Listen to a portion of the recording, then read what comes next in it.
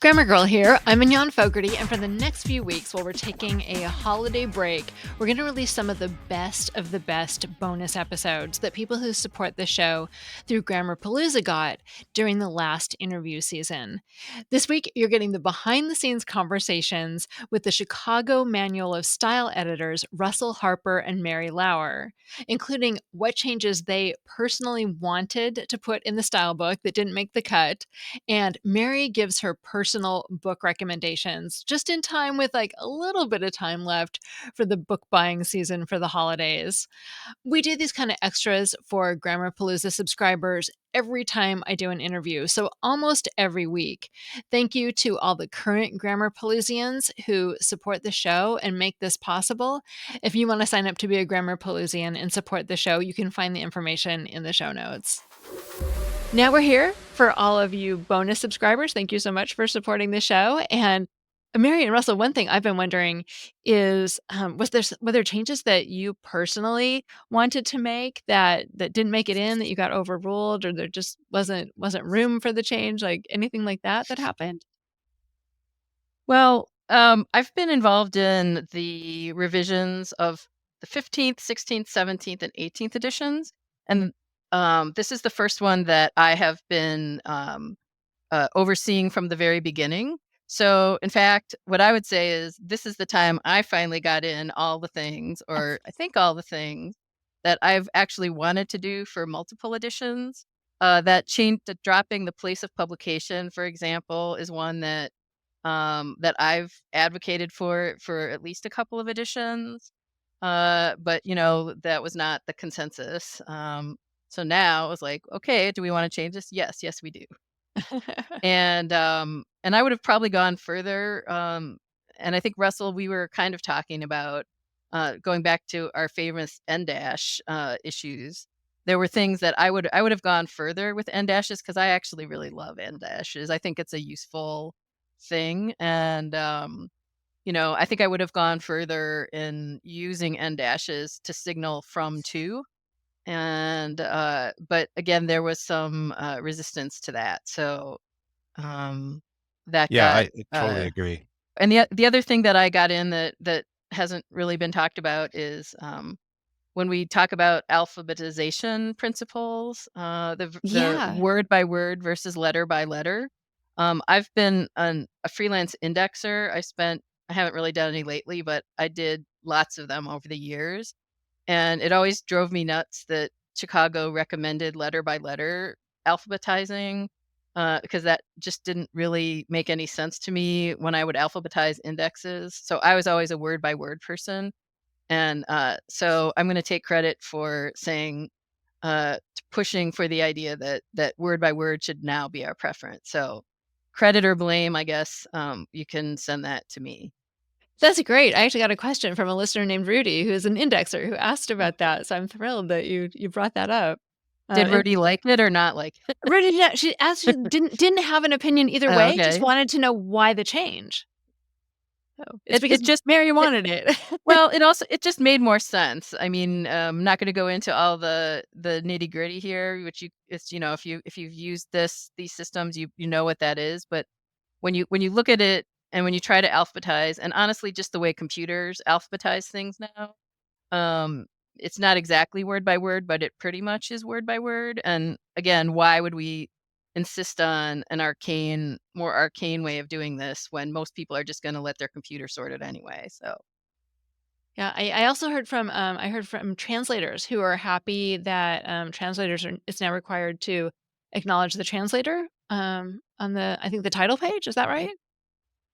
Required or in I think title page, we were yes, we were, um, conscious of that, and we at least encourage it. We may, I'm not sure if we have the authority to require it, but I think we have much stronger language for that. Don't quite remember, but, I was not aware that it wouldn't would have thought it would always go on the title page. So we might have, also said something about cover this time. Do you remember, Mary?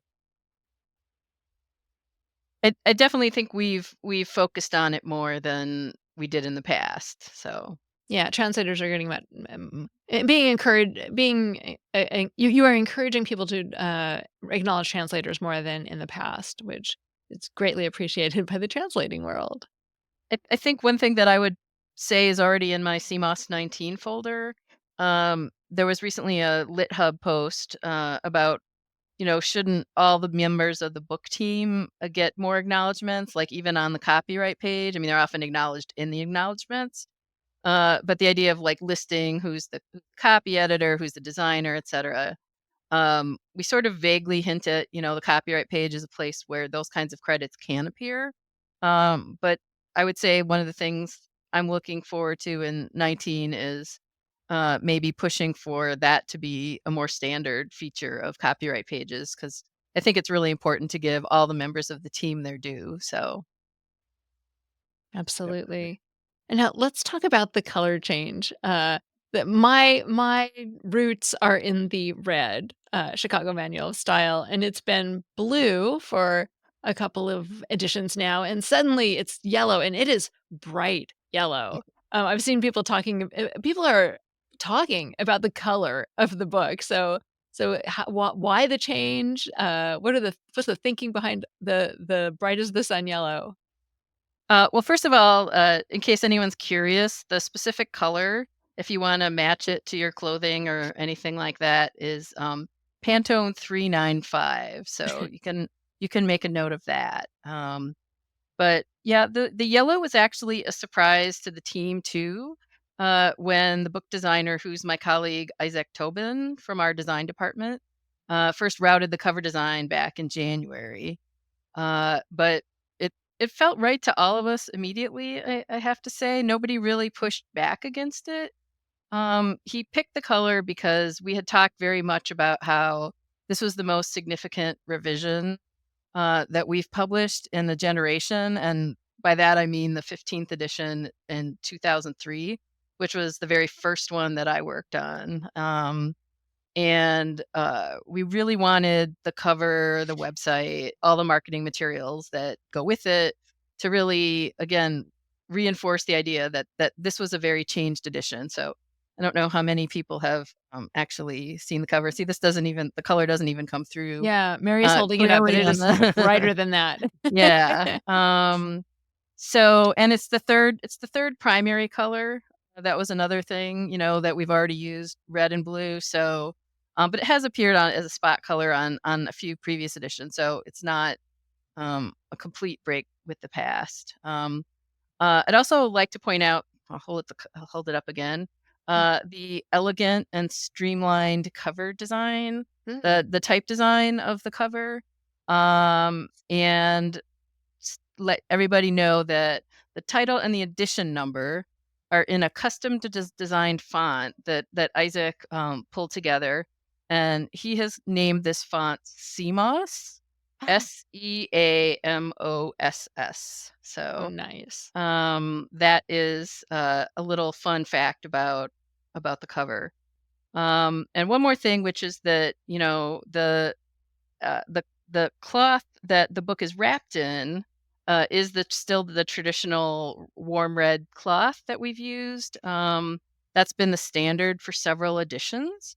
But here's another fun piece of trivia for people who are hanging around for this segment. Um, Back during the supply chain disruptions of the summer of 2021, we had an occasion where we had to reprint the uh, the 17th edition. So we needed to print 20,000 copies, but we discovered that uh, the red cloth that we normally use to cover the books was not available in that quantity. So we we wanted to do a 20,000 copy printing. So the decision we made was to do the printing of the copies, but we only bound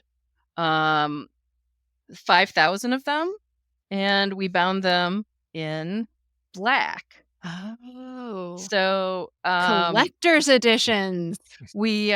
so we used so somewhere out there were 5,000 copies that were printed and bound with black cloth. And once the cloth came back into stock, we bound up the rest. And so it's really just that small little interim binding that we did. But if anyone out there happens to come across a black cloth version of the 17th edition, I don't know. I'm not the one who sets the value, but Yeah, that's that's amazing. That could be worth something someday. yes. Third printing, right, Mary? I'm not sure if that was the one. If I trust you, if that's what you remember. That's what I remember. Oh yes, it is. It is the third. But of course, as I said, we printed the pages for 20,000 copies of the third printing, but we only bound the first 5,000 in black, and then we bound the rest in red. So, So as I said, 25%. it's a small sliver of the 17th edition copies that are floating around out there, but Very cool. Yeah, it's funny that it's really cool that you have a font named after the style books, and I'm noticing I always call it CMOS. So when you were calling it CMOS through the interview, it's like, "Oh, that's not how I would say it." But it's really lovely, actually. It's evocative of the ocean, you know? Wonderful. And there's merch. So, maybe you get a beach bag for CMOS, a CMOS birch beach bag. And, the one that really jumped out at me, though, was the skateboard. You can get a CMOS skateboard. What's the thinking behind that? Have you sold any? Do you know?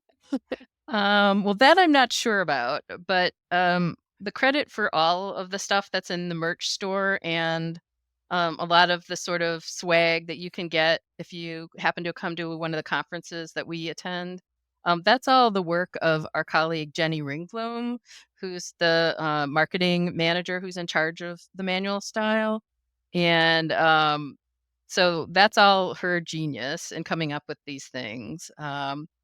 And she told us to tell you that there are both red and blue skateboards currently, and there will be a yellow one soon. So if you're looking for that, um, it will be available. Of course, the merch store has lots of other stuff: t-shirts, sweatshirts, tote bags, mugs, all of that. And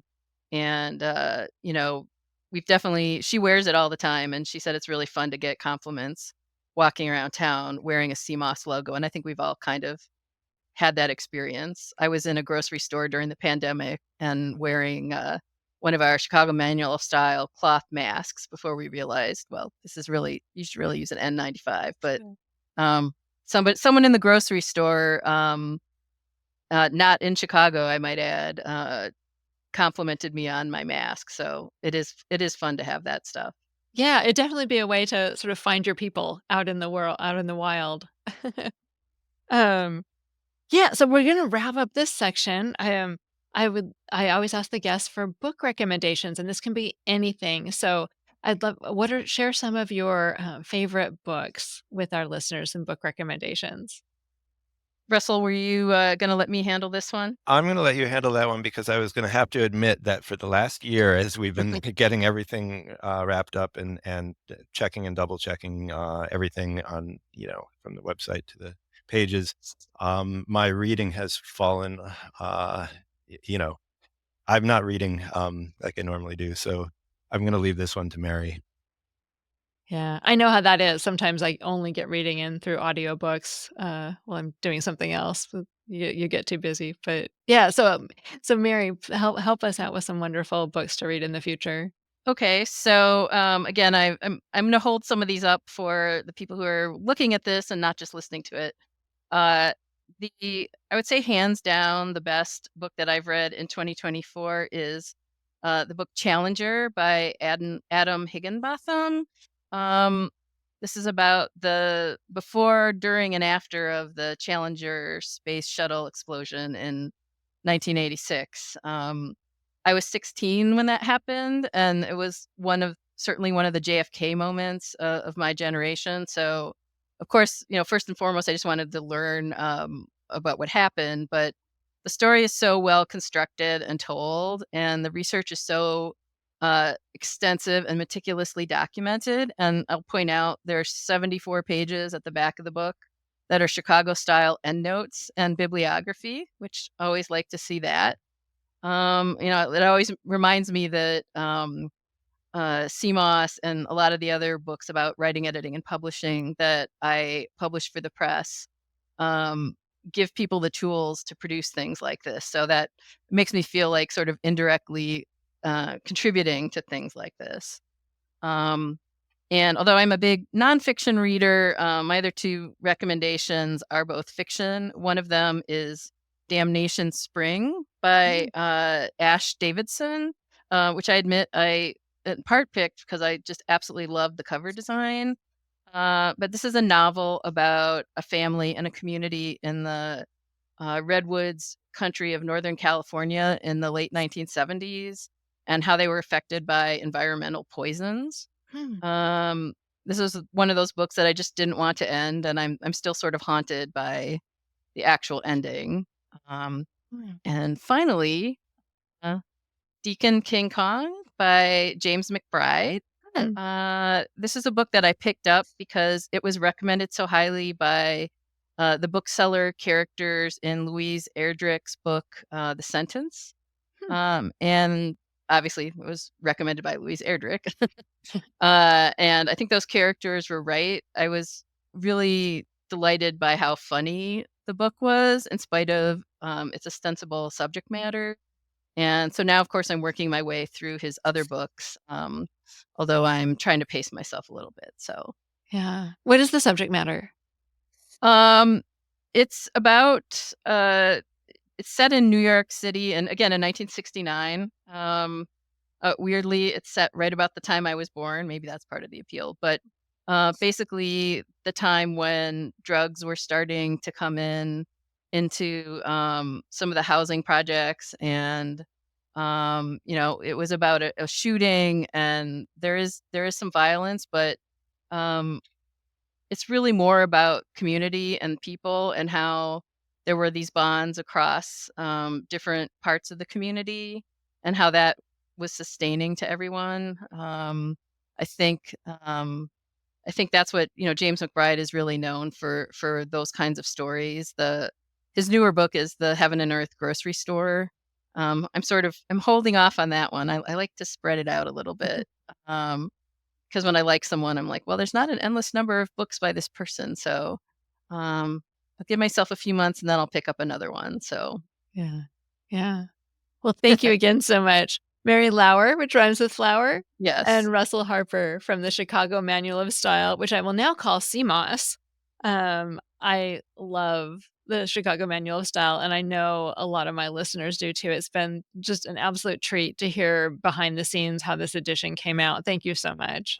Thank you. I hope you enjoyed that bonus segment. If you didn't catch the full interview back in September, you can find it in your feed or linked to in the show notes. And thank you again to the Grammarpaloozians for supporting the show and making these bonuses possible. If you'd like to become a Grammarpaloozian and get all the bonus episodes, and more importantly, also show your appreciation for the show, you can do it right in Apple Podcasts in the show listing, if that's where you're listening right now. And if not, you can find more information about how to do it other ways in the show notes or at quickanddirtytips.com/bonus. That's all. Thanks for listening.